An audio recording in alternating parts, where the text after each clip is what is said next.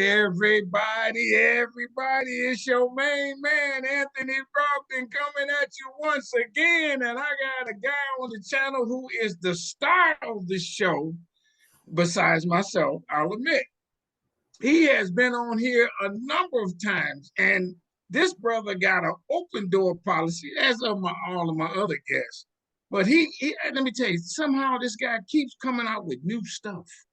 And I know in the last times that we talked, I have not even touched a tenth of what he knows. He is that proficient. And he writes these books, and then these books become bestsellers, and then he goes off to different parts of the world, and he has all these unique experiences.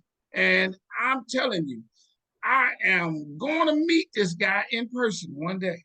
I'm gonna shake his hand. It's gonna be like a lightning come over me, boy, because this guy is good. He's very well noted in his profession, and as of late, he's been getting him awards too. I've been watching him. I follow him on Facebook, and so on and so forth. Check it out, despite the political climate, he's that proficient, everybody. So hit the subscribe button on Strong Inspirations, where I give it to you straight, no chaser. Hit the like button.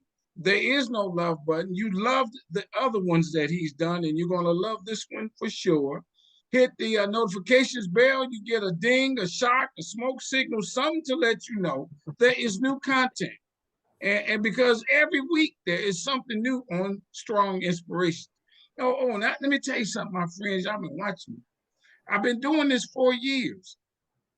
I'm up in the game.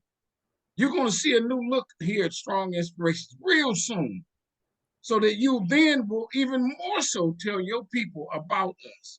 Not the questioning, not the type of people, because they all experts. Not that, but just the look of us. Watch that. Because you got to start somewhere and go somewhere else. And that's what I intend to do here, everybody. And so have you been watching some of the videos? Did you see the one I did with the lady who found out that her ancestor was raped by the white guy who was on the boat with Christopher Columbus, check it out, and had 5 kids. Now, they did not marry, but he loved her so much that his wife moved out of the house. It's a unique story. And the kids have all become, in their own right, very prominent. They ended up living in that Philadelphia area.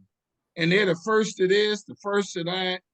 And also that William Ripple, I hope I'm pronouncing that name right. He comes out of that lineage and was a very wealthy guy in the Philadelphia area. Watch that video. Did you see the one I did with the guy who tried to spy on the KKK rally and got caught? I had to ask him. I was smiling and laughing kind of a little bit when I asked. I said, man, what was you thinking? He said, man, I'm thinking I'm saving our lives, because I wanted to know what they know. And I was putting my life on the line to do it. I said, oh, I got more love for you, brother. Watch that video. You see the one with the guy, and he's a white guy. Check it out. It's crazy. He said that I'm the one that was so enthralled with black people that in the city of New York, I went around and did the research and found out some of the historical sites that black folks were involved in. Then he presented it to the city council and won to name those sites, streets, and otherwise in black folks' honor. Watch that video. And there's so many more of these. As y'all might know, I'm doing public speaking. I've been in twice. I've been in New York. I've been in Beaufort, South Carolina, just recently. I've been in Florida, and I got my own, let's say, festival in conjunction with the Blackhistory Museum in Mount Bayou, Mississippi, July 10, 11, 12. I ain't gonna lie to you, I ain't never been to Mississippi, but I'm going, and I'm gonna 2-step on them too, baby. We're gonna have a party Friday night. All that is on my website, businessintheblack.net, and the website of mountbayumuseum.org. Check it out. Come down there and join me. Book signing, I'm speaking every day. I'm taking over that town, which has a storied history of many of the founders came from one particular plantation and developed their own township. It's grand news. You got to check it out. And I interviewed several people on the show. Well, not several. The guy who founds the museum, and he's on Strong Inspiration. That's how I found out. And there's more to come. And as you might know, you've been watching me. I'm a filmmaker. Everybody, watch my. It's a documentary, 75 minutes long. You will not go to sleep. It's called Business in the Black, on the rise of Black business in America. I'm also an author, and this is my book. Check it out. It's America's #1 Black business history book. And I'm not the one who said it. I know people who keep it with them all the time, on hand, so they can share some of these amazing facts that I have researched and chronicled in this book. And get you a copy of this. And where I'm speaking at is on my website. Go there. I'm trying to cut out the big man, the Amazon man, and go to businessintheblack.net. Do that today. Go to businessintheblack.net and get you a copy of this book. It's very reasonably priced. You can get you can get 3 of them under $50. That's how reasonable it is. That includes shipping. So do that, my friends. Now, you hear me use this term strong a lot. Strong is my favorite word in my world. Strong stands for strength, tenacity, resilience, and a sense of oneness, nobility, and grace. And that is my introduction to the strong soul brother, good-looking guy, #1 on the channel today. Come on, introduce yourself. Let's get it on. Good afternoon, everyone. This is Damon Fordham, adjunct professor of history at the Citadel in Charleston, South Carolina, author of 5 books. I've just come back from my 4th visit to Africa, and also a storyteller. Have my own YouTube channel called The American Storyteller, among other things. And Brother Brogdon and I are pretty much of the same cloth. You could say that. He just smarter than me. His cloth is smarter cloth. But other than that, we and what he meant by that is we both got the same motive. I call it a motive. And mine, as I suspect his is to inspire. So I thank you for again coming on the show. We're not going to go too much in your background. Just a couple questions. Where were you born and raised? I always ask that, as you know. All right. I was born in Spartanburg, South Carolina, put up for adoption as an infant, grew up in the Charleston, South Carolina suburb of Mount Pleasant, but went to University of South Carolina in Columbia. So I'm pretty much from all over the state, I guess you could say, but been pretty much throughout the United States, except for the Pacific Northwest, as well as Toronto, Montreal, and about 5 or 6 countries in Africa. Oh, man. Okay. Oh, excuse me. As well as Europe too. Yeah, You opened the door, and we never talked about this, but you said this. You were adopted. Yes, sir. I mean, is that a badge of honor? Is that I wish it didn't happen? Is that I look how far I've come under those circumstances? Which one of those, if not all of them? The third. Look how far I've come under the circumstances, because when I was a boy, being adopted was such a stigma that no one talked about that. And so I went through life wondering who my biological parents were and such. And the young lady across the street, I don't mind putting her name out there, Lois Thornton Chisholm, who now does a lot of children's theater in Atlanta. She grew up across the street from me. Her sister was Melanie Thornton, who was in this group called The Bush back in the 80s, had the song called Be My Lover, and was killed in a plane crash in 2001. Anyway, we all grew up together, and she was the only person who I trusted to discuss that subject with. But in 1987, my mentor, Dean Willie Hafford, University of South Carolina, asked me what I knew about myself. And I told him he led me to the gentleman who taught at the Black High School in Spartanburg, South Carolina, at the time, a man by the name of Joseph Kimpson, who passed last year. And that led to a 12-year search to find my biological parents. And so my biological mother had passed before I found out who she was, as did my biological father. But I have a good relationship today with my aunts and cousins and nieces and nephews, and I'm at peace with that now. So I often talk with other adults who've been in that situation as a forum some as a sort of like group therapy type thing, peer therapy, you could say. Did that wasn't your fault? There's a question there. What happened to you wasn't your fault, so you can't blame yourself, right? Okay, see, here's the thing. People who are outside of that situation can easily say that.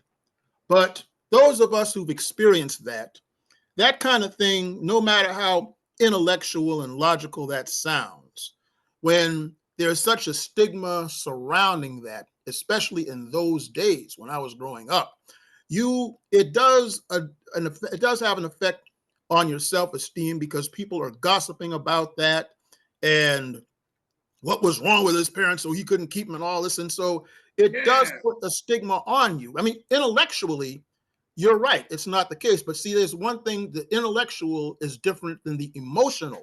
And so a lot of adopted people struggle with that to this very day. I mean, you can say that all you want, but it's a matter of getting yourself to understand that in the same way that with Black people. There was a time when I had a conversation with the gentleman who played Gordon on Sesame Street. His name escapes me right now, but you know who I'm talking about, the guy who played Gordon on Sesame Street.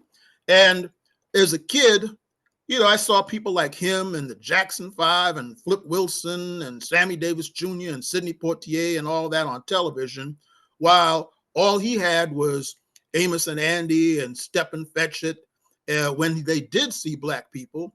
And so I said, see, the thing is, y'all had to go around and say it loud, I'm Black and I'm proud, because everybody told you to be ashamed of yourselves. Whereas those of us who grew up when I did it, we didn't have to say that because it was a given because of people like him. Roscoe Orman, that's his name, Roscoe Orman, the guy who played Gordon on Sesame Street. So see, most people know what they are told.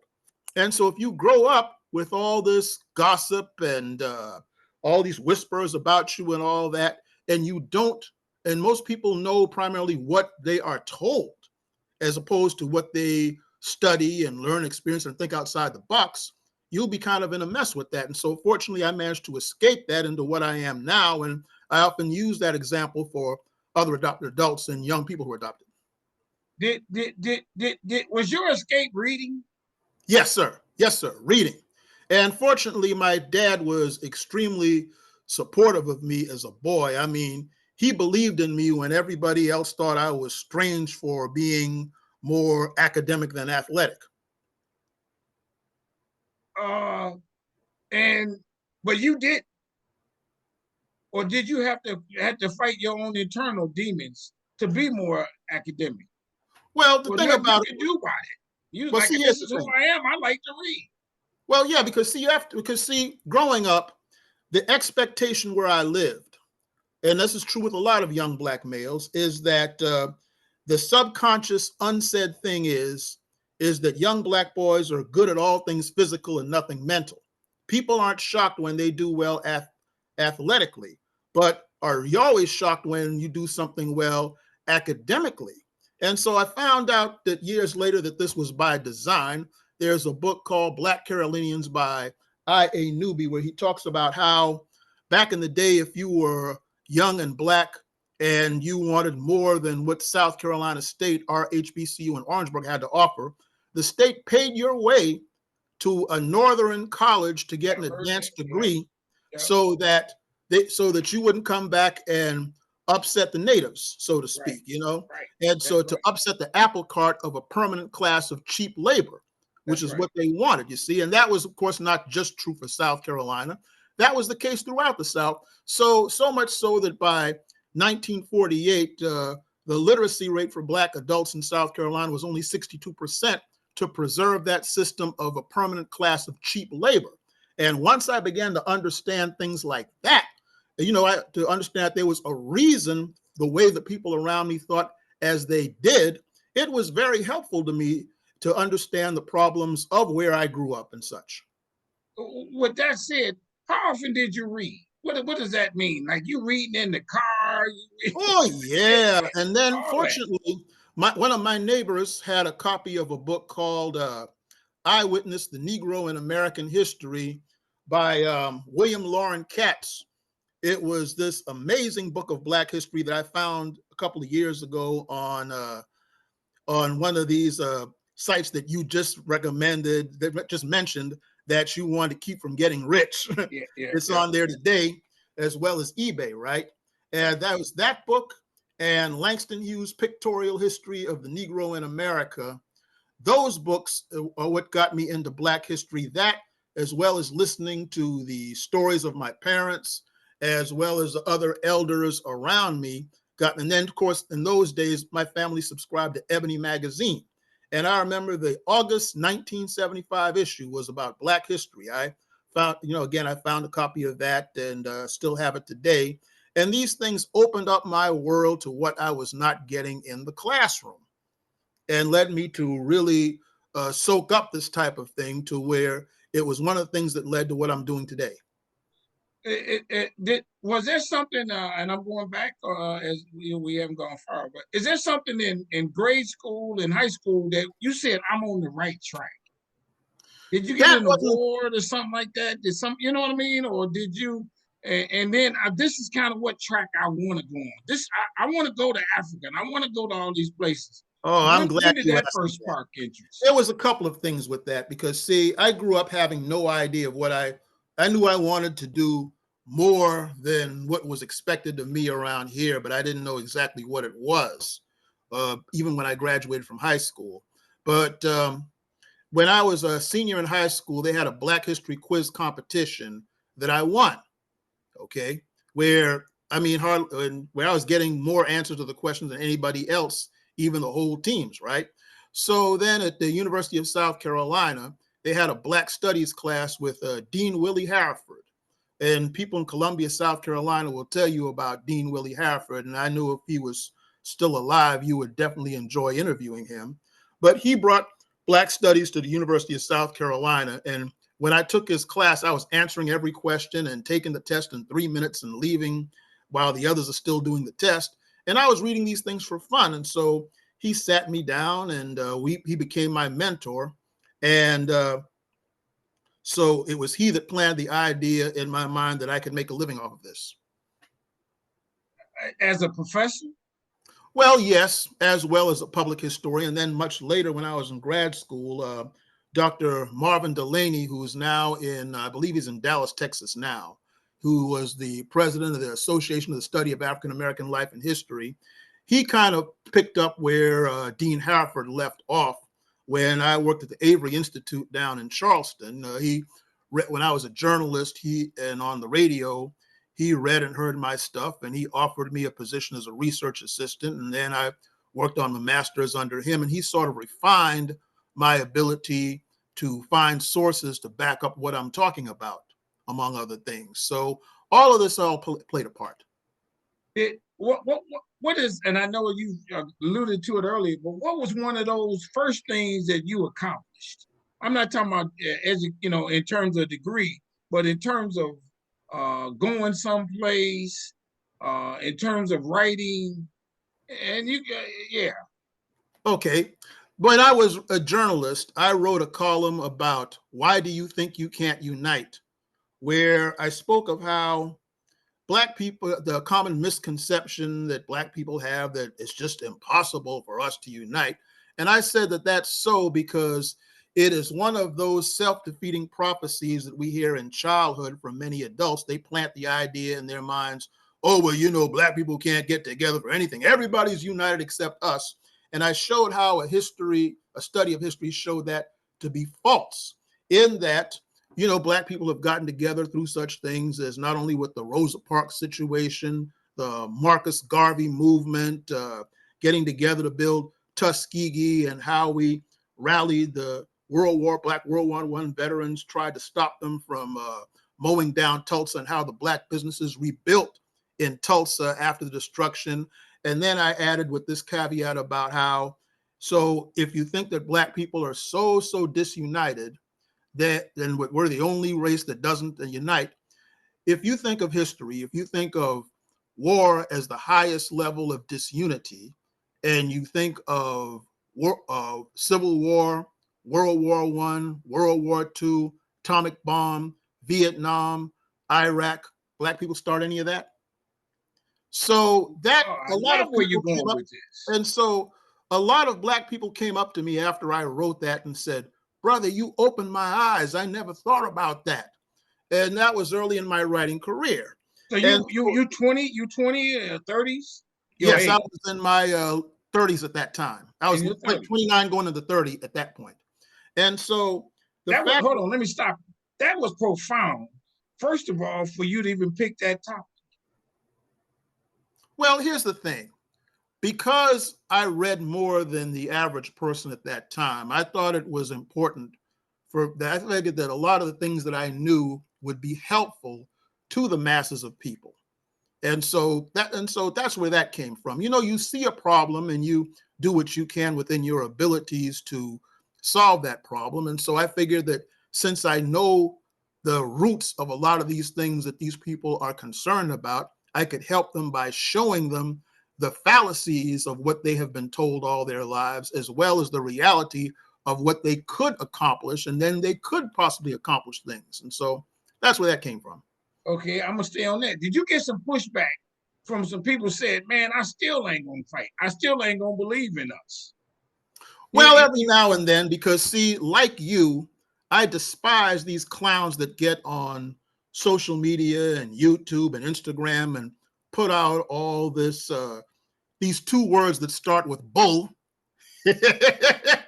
right, about right, us. You know, right. these people saying that we're not Africans, that slavery never happened, and Harriet Tubman was a fictional character, and all that garbage, and these frauds passing as leaders with these phony schools that never open and fake museums and all that. You know who and what I'm talking about. Yeah, yeah. When I talk about that kind of stuff, I get pushback when I counter the conspiracy garbage that's put out there. That's when I get pushback. But see, I have enough receipts in order to tell them, to show them where they are erroneous in their thinking, and I keep it moving. Now, people like you, and I'm gonna put you on this level, but not known. Like that's kind of what Malcolm X might wanted to do. You am I right? And but then he had to pay a price because there was just some of us that just did not want, or if it wasn't black people, it was white people that did not want black people to know the truth. Have you ever? Has that been a part of ever part of your concern? It happens every now and then. I mean, right now with this anti-DEI stuff from people who can't even spell DEI, might I add, you know, every now and then I get pushback and get canceled from speaking engagements because of that sort of thing. But I don't care because I see the greater good in what I'm trying to do, not only here, but also in Africa. Because to give you an example of this, very recently when I was in Gambia, one of the professors invited me to speak at the university in Banjul, which is the capital of Gambia, right? Well, anyway, he tried to do this one day in advance. And so, unfortunately, he couldn't go through the proper protocol to get me to speak to the students. So I said, all right. So when one door is closed, another open. I made a video called Message to the Youth of Africa on my YouTube channel. And I sent it all out to people who I knew all over Africa that I'd met over the years. And the response from the students as well as the professors was overwhelming because I spoke about how they're great leaders like Kwame Nkrumah, who liberated Ghana from the British in 1957, and Patrice Lumumba, who tried to liberate the Congo from Belgium in 1960, and Leopold Senghor of Senegal, who did the same with France and Senegal, and you know, and all these type of things. And the response of it was amazing and let me know that I'm on the right. And I even got invitations because of that to teach at some of those schools. So that let me know that I'm doing the right thing. This I don't know if you'll find this. How do you learn how to pronounce the names?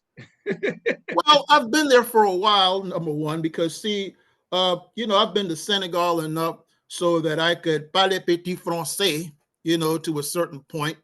And when you go to these countries and they speak these different languages, you just get immersed after a while when you're there for a period of time. And sometimes you forget it as soon as you leave and come back here.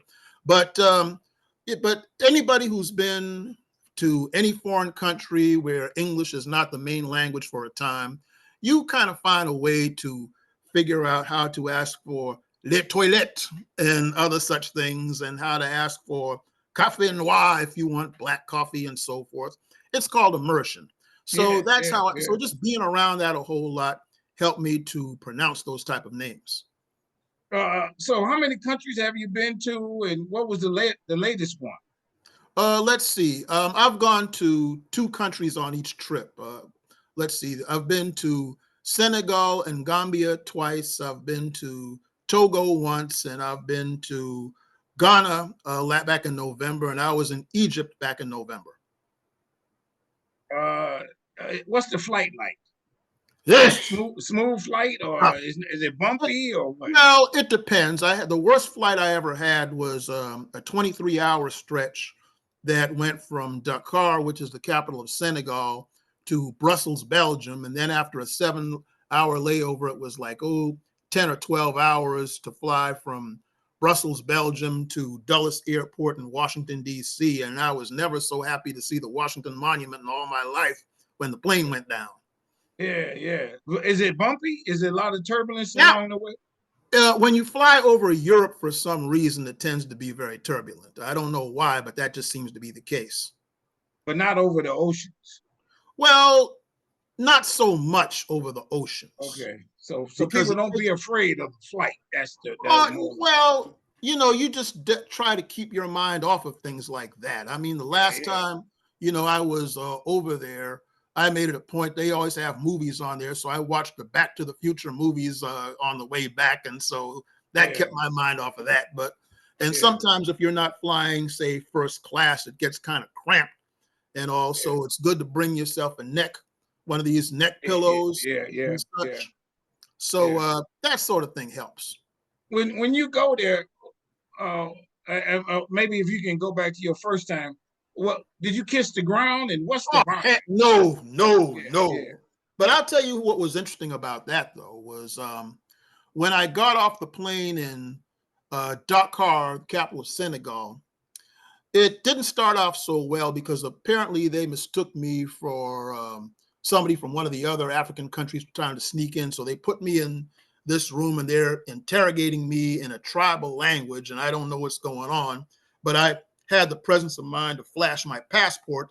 And so all of a sudden they start speaking French and going, "Oh, American, excusez-moi. And I'm like, "Oh, excusez-moi, monsieur." And so I'm like, okay, so now I'm monsieur. All right. So then I went processed, and then a gentleman named Sekou Kasama, who was our host over there, he came back to the airport because, see, I'd come in after my friends, all right? So I'd flown there by myself because my friends had gotten there earlier. So he comes up to me and said, "Are you the professor?" And I said, "Yes, sir." And so he goes, "Salam alaikum, my brother. I am Sekou, and I will tend to your needs here and take you to your friends at the hotel." And when he did the whole salam alaikum thing, it's one thing when people say that over here, but when you hear that on African soil with sincerity, it really touches your heart, right? So, I went to walaikum salam. So he drove me back to the hotel, and as we drove into the city of Dakar, that has 3 million people in Senegal, West Africa, modern city, skyscrapers, everything, libraries. it would remind you of New York, maybe, or something like that.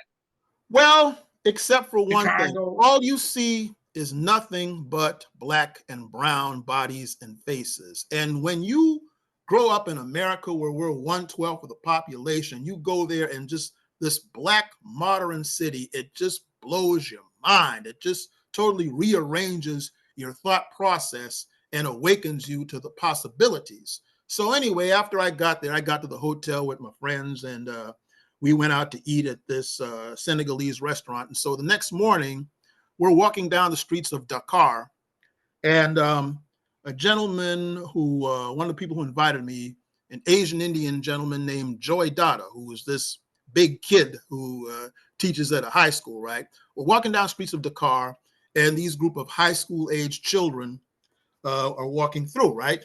So he goes over, and he, being true to what he is, he starts, getting to a little bit of horseplay with them. And so I walk over to them and I go, "Hi, I'm from America." And he goes, "You American?" And I said, "Oui, je suis American."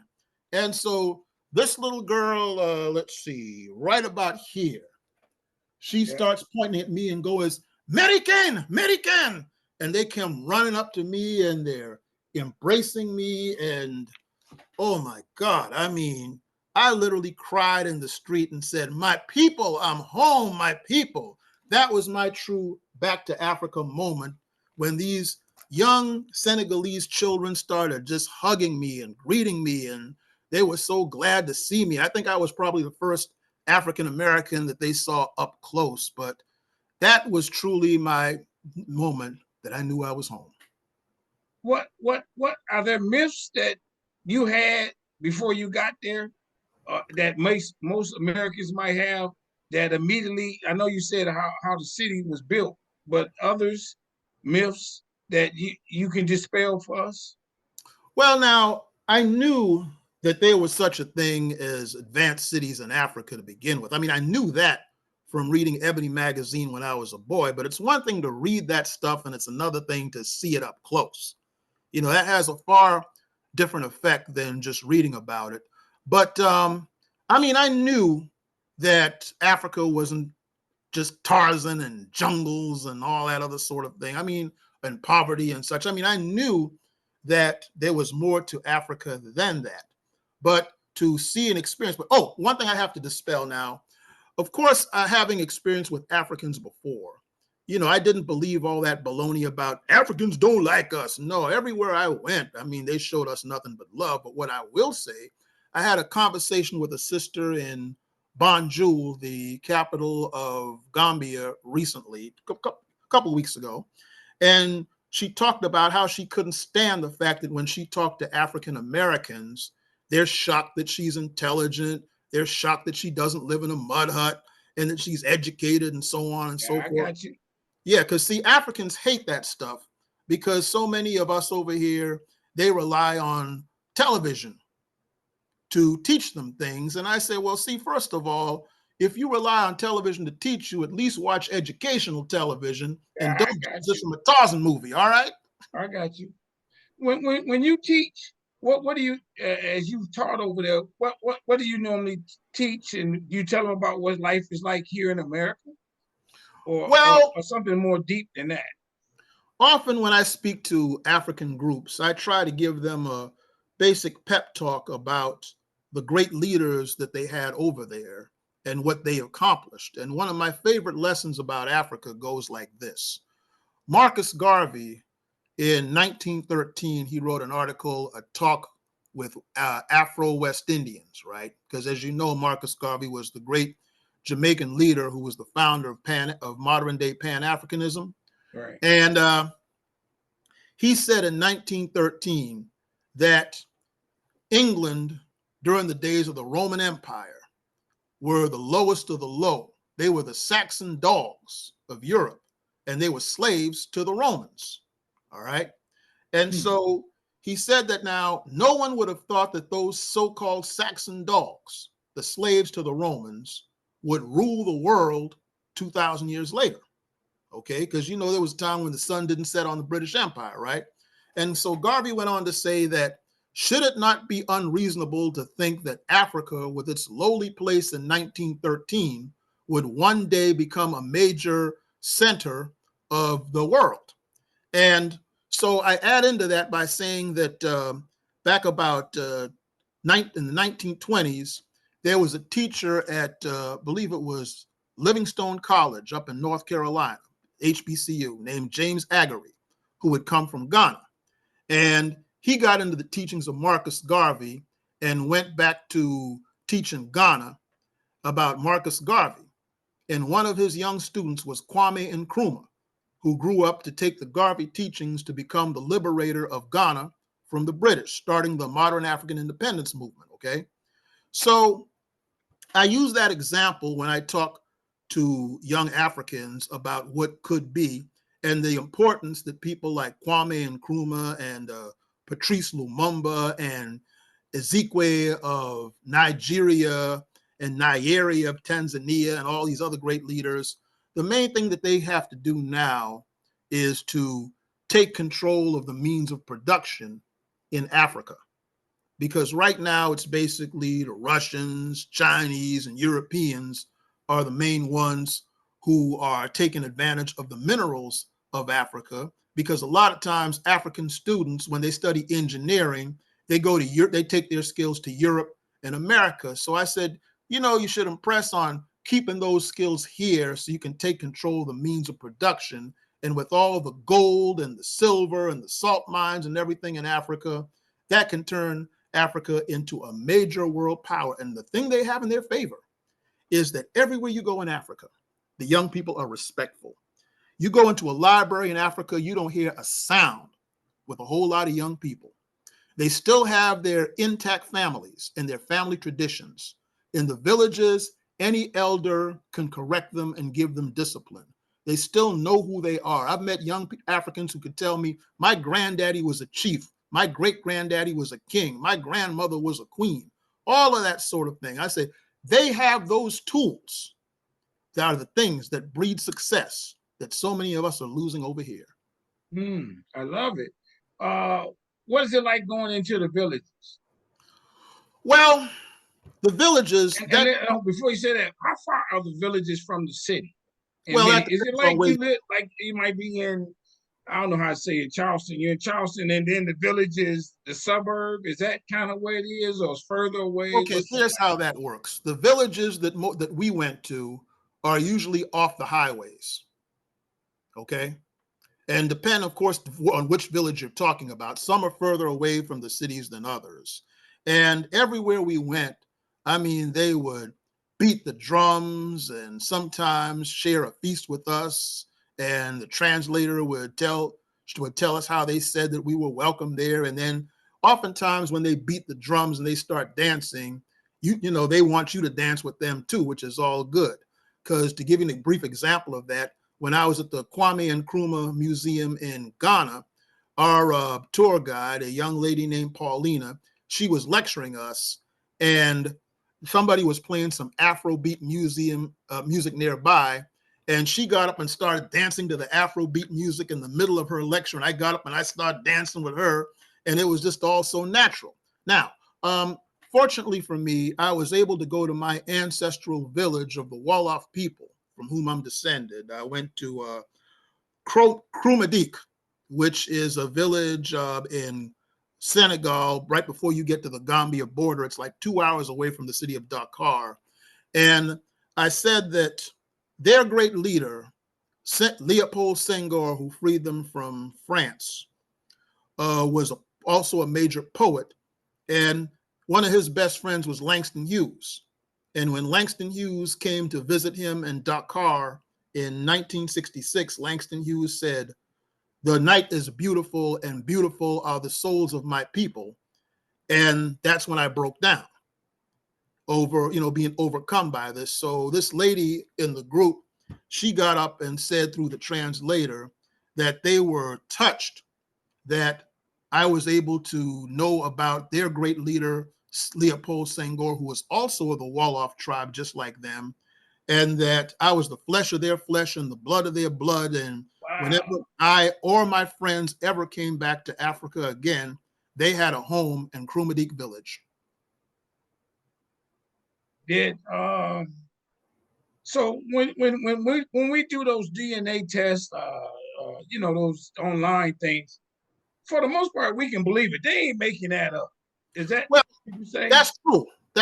In my case, my first cousin on my biological father's side up in Spartanburg, South Carolina, she when I came back in 2023 after my second visit, I was at their place in Spartanburg, and I'm telling them about my adventures in Africa and about how the Wolof people over there claim me for their own because of my features and the fact that they are the storytelling tribe of Senegal. Everybody over there swore I was Wolof. And she said, brace yourself for this. And she showed me the family's 23andMe DNA that said I'm 16% Wolof from Senegal and 25% Iwe tribe from Ghana. And when I told the people who I met in Senegal about this, they said, why did you need that to tell you that? We told you that when you were here. So Right. when I met some of the Iwes in Ghana, you could just look at these people and see the family resemblance. So Okay, let me stop there's you something there. to it. You're making a good point. You were 16% of one and 25% of. What does that mean? Back Well, go long ahead. time ago, somebody from that tribe had relations with somebody from that tribe, and as it passed down, that's how you get them percentages. Is that what? Yeah, yeah. How Well, does that what work? happens with that is that through slavery, slave trade went from Gorée Island in Senegal all the way down to Angola on the west coast. Okay, that's sometimes called the Slave Coast, West Africa. All right, so that you're talking about 2,000 or 3,000 miles. So you got all these Africans from these different groups along the west coast. When they're brought here, they're together, they're on the plantations, they're having children and begatting and so forth. Got you. That's how that works. And so you ain't got to. I'm not having child relations with somebody just from my part of the Africa. There might be another part of Africa, and that's what you're saying. I'm Touche. sure. Yeah, yeah. Exactly. There you go. Okay, I always wondered about that. It only makes sense. And so, when you were there, is it ever get scary in terms of it's so dark at night? Watch out for the insects. Watch out for the Okay. spiders. Any of those kind of things. Well, if you've seen my post, you've probably seen me with alligators and turtles and monkeys out in these areas and all of that. But we didn't go to areas like that during the night. At night, we were at our hotels, which are usually in cities. So that's not an issue. And plus, when you're in the villages, the people know how to deal with animals and that sort of thing. So you're safe. Oh, really? Mhm. What now? What? So what has this done for you to make you a better professor here in America? Well, it helps me know what I'm talking about when I speak of Africa, but it also, Malcolm himself, and I've been to many of the same places where Malcolm has been. In fact, I was in the same mosque he was in Egypt in 1964. I was in that same mosque in 2024. Malcolm said travel broadens your scope, and it also helps you see how America is seen around the world when you go to those places. And you also learn that the way we think of race in America is totally different than a place like in Egypt, where you'd have a hard time distinguishing the dark-skinned, curly-haired Arabic Egyptians who would be considered white over here and the black Nubians in Egypt. You can't hardly tell the two of them apart in many cases. Because like the guy when I was riding the camel, the guy who was helping me on the camel, he was very dark skinned and had curly hair, and I took him for an Arab. And so I just casually asked him if he knew where the Nubian village was. And he said, "Oh, I am Nubian." I'm like, "Huh?" And, Uh, by American standards, he'd be considered an Arab, but he told me he was Nubian. And as you know, the Nubians are the black Egyptians. And so their whole way of thinking on race is different than ours. And then too, you also see the damage that some of our foreign policy is doing, because a number of the students there complained to me about how uh, President Donald J. Trump is deporting African students left and right. And you probably know that later this evening, there's going to be a travel ban effect from the Congo and Sierra Leone and Somalia and Libya and some of the countries over there, while he was letting in the white Afrikaners of South yeah, Africa. right, right. So they see these type of things. And what's so terrible about that is that Russia and China are making major inroads in Africa as we speak. And they are 1 billion Africans and 1 billion Chinese, along with X amount of 100 millions of Russians. So that is devastating to our foreign policy to treat Africa as we do. Now, but much of what you write about in your books is about South Carolina, and you have various topics within that broad. And your latest one is what? your latest book? Okay, it's called Black Folk Tales and Chronicles of South Carolina. But the first chapter is called The African Prologue, and the final chapter in the book is called The African Epilogue. And so let me break down how all that works. Because, see, when you talk about the folklore of America, especially the Black folklore, you have to talk about the African roots of it. And when we were in Dakar at the Center for West African Research, there's a man by the name of Dr. Ousmane Sene, who is a griot as well as a professor. And he was telling us how among the Wolof people of Senegal, the parents tell the children about how to behave by telling them the stories about Luk and Boki. Boki was the wise rabbit who, in spite of his physical weakness, got over by his brain power, and Boki was the strong but ignorant hyena who was strong but stupid, and how the parents would tell the children not to be like Boki, but to be like Look. So then years later in my research, I found that in Port Royal, South Carolina, not too far from where you were, in around 1874, there was a plantation owner by the name of Nathaniel Hayward. And he had as his guest a white woman from Massachusetts named Abby Holmes Christensen. So they're sitting on the porch drinking mint juleps and all this. And Nathaniel Hayward said, "Miss Christensen, you want some entertainment?" She said, "Sure." So he calls out to one of his field hands, "Prince Baskin, come on up here." And so the black man came out the fields named Prince Baskin and said, "Tell her one of your stories." And he told the story about the smart rabbit who outsmarted this wolf who planted a tar baby for him to trap him, and how he outsmarted him. And so Abby Holmes Christensen said, "Why, that's a great story, Prince. Where'd you get that?" And Prince Baskin said, quote, "From my African granddaddy." And Abby Holmes Christensen put that story in the newspaper, calling it The Story of the Rabbit and the Wolf and the Tar Baby. Same time that was happening, Eatonton, Georgia, there was a man named Joel Chandler Harris listening to a similar story from a man named Uncle George Terrell, who got it from his African ancestors. But Joel Chandler Harris changed the name of Uncle George Terrell in his book to Uncle Remus. So that's where we get the stories of Brer Rabbit are from what Dr. Ousmane Sene told us in Senegal. I made that connection. I see. Now, in your book, you talk about Black people. Does going to Africa help you? And you just alluded to it to some degree, to a great degree. Does that help you write that book about South Africans because we are descendants of Well, Africa? definitely, yes. I make that and numerous other connections with that. And the book, what I do with the book is this.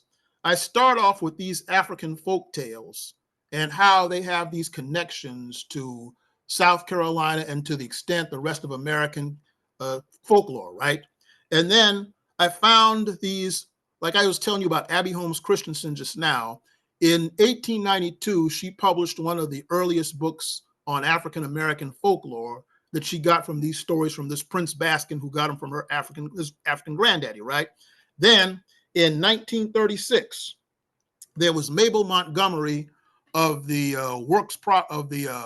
Federal Works Progress Administration under the WPA with Franklin D. Roosevelt.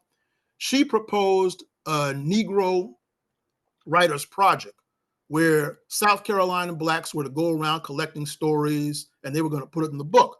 But their book had such things, but what they came back with were things like how during this oral history from the 1919 race riot about how the Blacks were getting the better of the police, and stories of Black people who rose from slavery and became teachers, and all of these really progressive Black stories. And so Mabel Montgomery said, "Man, this stuff is too hot to handle. We can't put this stuff out there." But instead of destroying that, she put it in the archives of the University of South Carolina, where they largely remain unpublished until I put some of them in the book.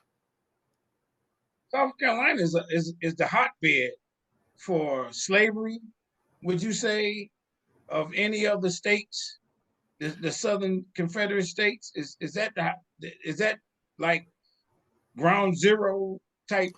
whatever you want to Well, call it. it's one of them because even before this 1619 project business, they were taking Africans to South Carolina as far back as 1526, which was roughly around the same time you saw the beginnings of this in Florida, too.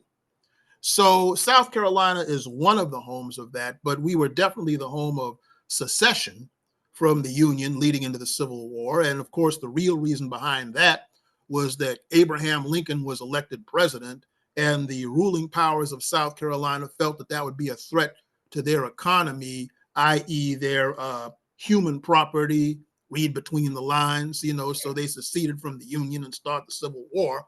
But it's also very rich in the folk culture. I'm sure that when you were down there, you met And Anita. everybody, when he said down there, he's talking about Buford. And yeah, right. Yeah, Okay. I'm sure when you were down there, you met Anita Singleton Oh Prather, yeah, the that yeah. storyteller known as Sure, Aunt sure. Pearlie Sue. I That's don't know right. if she told you this, but when she went to Sierra Leone about 5 years before I went to Africa, they recognized her as an honorary, as a griot in what she does, you see.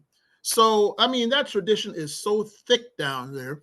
They collected a lot of writings from Beaufort and Port Royal in the 1920s of folk tales and that sort of thing that show the resilience of the people. In 1945, there was Dr.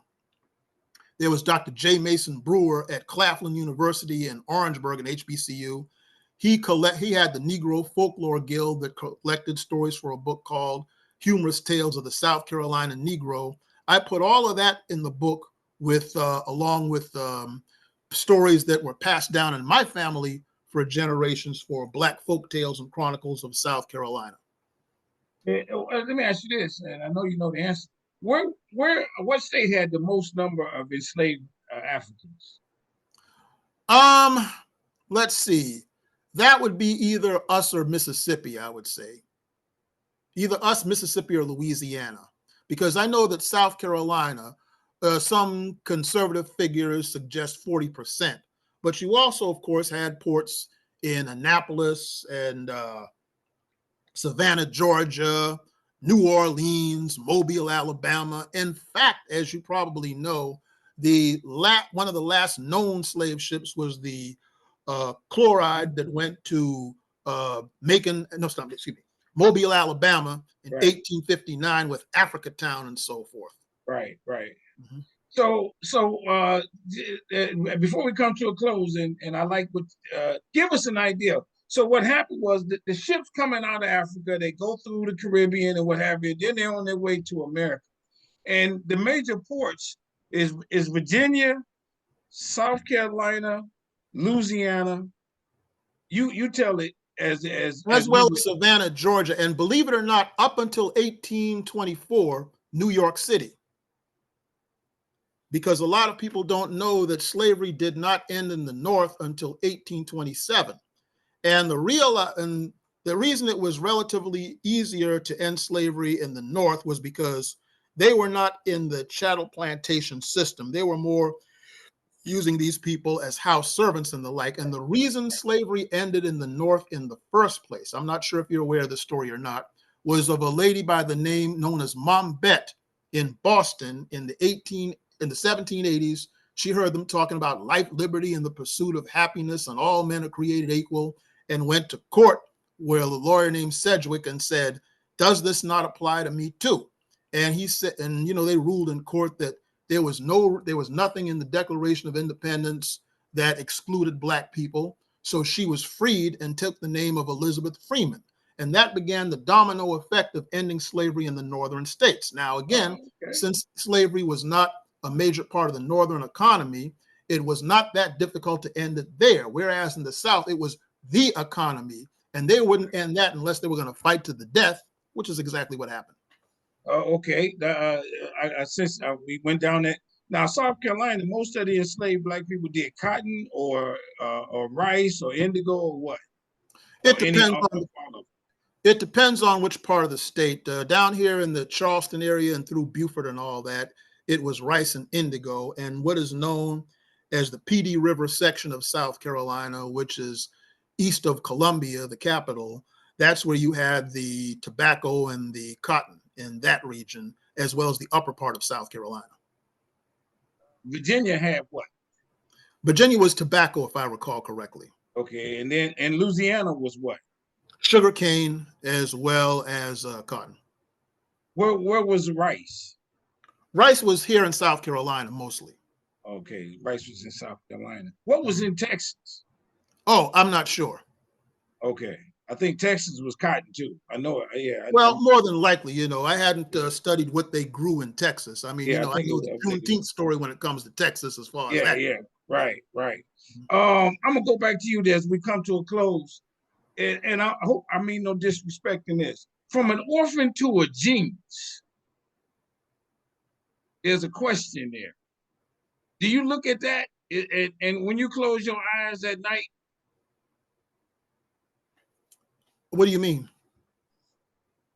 from the humble beginnings? Oh, okay. Well, basically, I kind of always knew that I would do something that would give me some sort of renown as a boy. Something in me just knew when I was a kid watching the Jackson 5 cartoons and seeing people like Sammy Davis Jr. and Jesse Jackson. And you probably remember that Martin Luther King would come on the radio on Sunday afternoons in those days, and I would practice speaking in the mirror. I knew somehow that I was going to do something, but I wasn't sure what. And my father, and whereas my mother didn't want me to get the big head because I was good academically. But so she didn't. So she tried to keep me humble by not praising me as much. But my dad always knew that I was going to do something and be somebody. And so, had I not been around people like that and the Dean Willie Haffords and the Marvin Delaney's and all of that, those people were the angels that kind of helped me get from point A to point B. And that's why when I work with young people today, that's part of my mission with them is to raise them up to be the guiding lights of the new dark ages. One more before we close. What's ahead for you?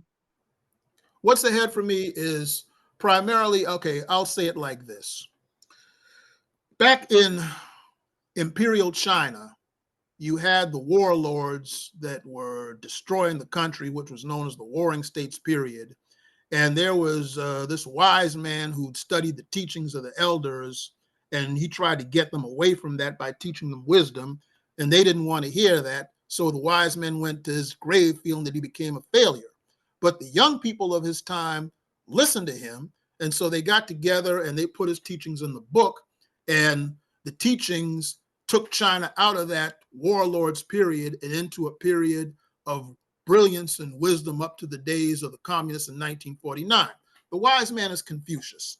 And so I use the story of Confucius to inspire myself in these dark days of ignorance in America as we speak, to do what I can to plant seeds in the youth to create these guiding lights that'll get us out of that. That's my long-term goal. My short-term goal is just to do a whole lot of more public speaking, more videos, more television, and all that to get this message out there so that some young person, both here and in Africa and abroad, so that some young person who may never meet me might get that spark to get them to the next level. Um, is there a question I have not asked you? I always do that. Is there something you kind of, we've covered a lot, and we will continue to do so. Yeah, but let me leave it at that.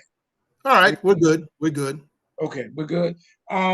With that said, so the book is out. Where can people get a copy of the book? And You can show get us the book again, Oh, please. yes, certainly. You can get this from Arcadia Press's website, also known as the History Press.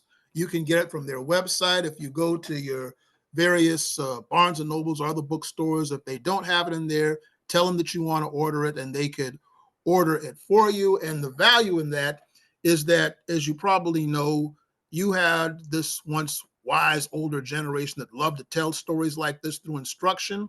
And that pretty much died out in the late 60s and early 70s. So you have this generation of young people today that have never gotten that type of homespun wisdom, and they lack a lot of direction at the moment. And so while a book like this may not give them everything they need along those lines. It'll give those ideas to them and plant some seeds. Excellent. What do you have a website so people can follow you and contact you, so to speak? I'm on Facebook under my full name, Damon L. Fordham, as well as Instagram, Threads, and Twitter X. My YouTube channel is The American Storyteller, where I have videos of my talks and a lot of videos that I shot in Africa too that I think would be very instructive to people. So they can, and my email address, Damon Fordham, my full name, DAMONFORDHAM, 1964 1964, year I was born, at gmail.com. They can reach me through that. Excellent. Man, thank you so much once again for coming on Strong Inspirations. And everybody, this guy here is a scholar of the highest degree. But wait, I have to add this though. Yeah, I go may ahead. be a scholar, but you know what? I always make it a point to speak in the language of the average Jane and the average Joe, because the academics aren't the ones that need this stuff. It's the average Jane and the average Joe that do. Yeah, that's right. He's a scholar, everybody, and he's an ordinary guy, too. That's what he's telling us. Man, I appreciate you again for coming on Strong Inspirations. And everybody go to his social media. It will all be listed in the description of this video. Go to his podcast. Watch his show. I'm going to do more of it too. He's very proficient and has led a incredible life. Hold on, this is what your life is incredible. And you, what you call it, it's kind of you found your passion and you going to Africa and you got people that you come back and you telling them what you did. They're like, man, that's just incredible, and they want to do it too. It's incredible, I guess, right? Yeah, but you know what? All praise is due to God for putting the right people in my life to get me to from point A to point B. It's as simple as that. Boom, there it is, shaka. Boom, shaka, laka, loom, and all them things. Thank you for coming on once again. Hit the subscribe button on Strong Inspirations. Hit the like button on this video. There is no love button. Hit the notifications bell. Tell somebody about Strong Inspirations. Don't keep it to yourself. It's these kind of people that, hey man, he my family, and I'm telling you, I'm gonna get. I'm coming to Charleston. I'm gonna go to Africa with you. There's got to be a moment like that. If you, this is when you go, and I'm gonna make that happen because I want to be more worldly. I have not been yet, and that's my fault. Nobody else's. I want you to do this. Oh, and everybody go to my website, businessintheblack.net. Learn more about me, where I'm speaking. Wait, I have to add this too. Go ahead. I sent you some information about a great African scholar who I'm proud to say is a good friend of mine, Dr. Hassoun Cisse, down at Gambia at the university over there. Hopefully you can get him on your show, and that will be your inroad to Africa. I'm doing it. I'm hitting him up today. I'm sending him an email immediately with some of your videos. I close this out. Say something in African, and an African French or something like that. That would be goodbye. Okay. I can't remember the goodbye, but the greeting in the Wolof is Nanga def mon frère. That's the greeting in Wolof, which is, how are you doing, my friend? It's a mixture of their traditional language with the French. I love it. Thanks for coming on once again. I'll be in touch. Most certainly. Appreciate you. Have a blessed day. Yes. Bye-bye.